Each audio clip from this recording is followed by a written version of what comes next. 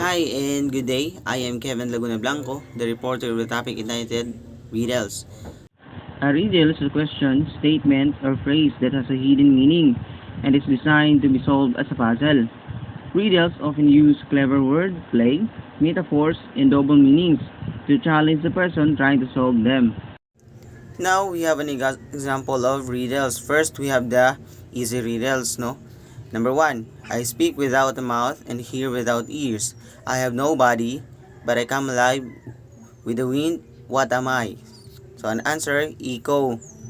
So second one, I have gaze but open no locks. I have space but no room. You can enter but you can't go outside. What am I? Answer, a keyboard. So dito naman tayo sa medium riddles. The person who makes it sells it. The person who buys it never uses it. So the person who uses it never knows they are using it. What is it? So the answer is a coffin. So I fly without wings. I cry without eyes. Whenever I go, darkness follows. What am I?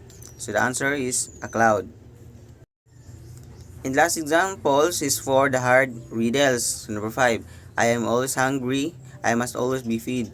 The thing I touch will soon turn red. What am I? So the answer is fire. So number 6.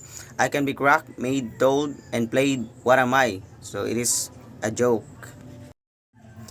And now, dito naman tayo sa types of riddles, the enigma and conundrum.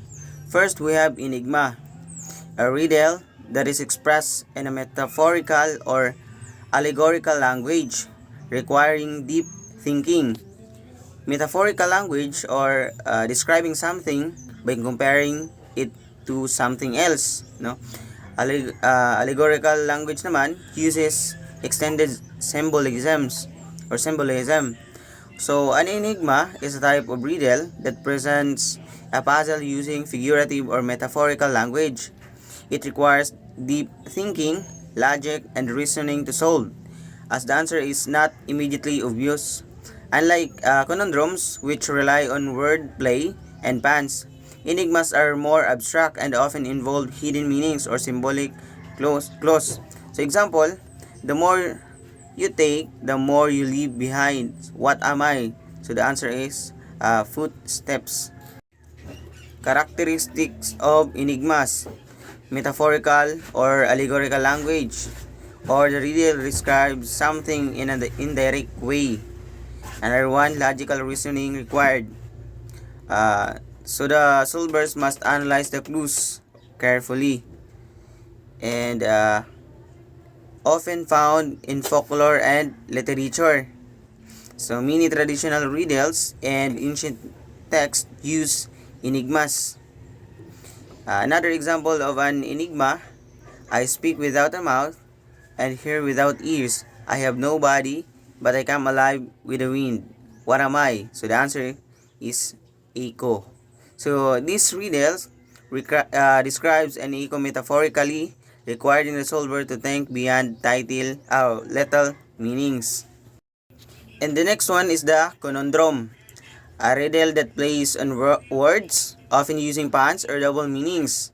A conundrum is a type of riddle that relies on wordplay, puns, or double meanings to create a humorous or tricky puzzle.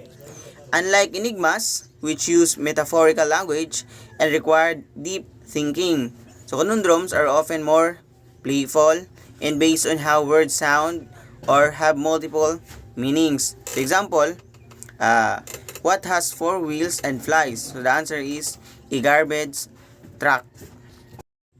Characteristics of a conundrum: first, uses wordplay or pun, so it means that the riddle's answer depends on a clever twist and meaning. Often humorous or light-hearted, so many conundrums are meant to be funny.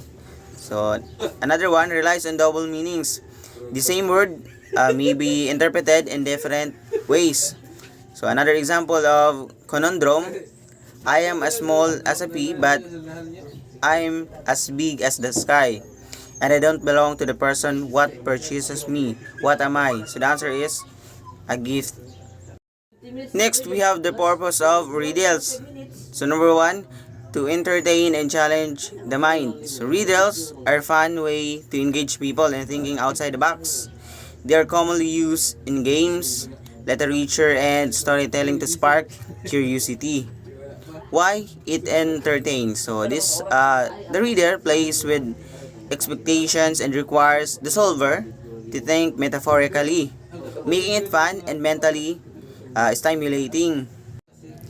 Second one, to develop critical thinking and problem-solving skills. The riddles encourage logical reasoning and deduction by requiring people to analyze clues and find hidden meanings. So why it develops critical thinking? It is because solvers must consider the different meanings of the words, leading to the realization that they all relate to riddles. For the number 3, to improve language and vocabulary through word play. So riddles help expand vocabulary by introducing new words, idioms, and alternative meanings of words.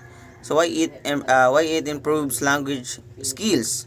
It is because the riddle plays on the double meaning of reinforcing how words can have multiple interpretation. And last is number 4, to pass down wisdom and cultural knowledge in an engaging way. So traditional riddles often carry moral lessons, no, or cultural references, helping preserve history and values. So we have here an example: Filipino riddle. So or in Filipino bugtong. Hito na si Kaka. Bubuka, bukaka. Here comes Kaka opening its legs wide. So the answer is scissors. So why it preserves culture? So, because this riddle is an example of traditional Filipino oral literature, reflecting the creativity and metaphorical thinking and in local storytelling. So in conclusion, riddles are a fun and engaging way to stimulate creativity and critical thinking. So they challenge problem-solving skills and encourage lateral thinking, requiring individuals to approach problems from different angles. Beyond entertainment, riddles help enhance cognitive abilities such as pattern recognition, wordplay, and logic.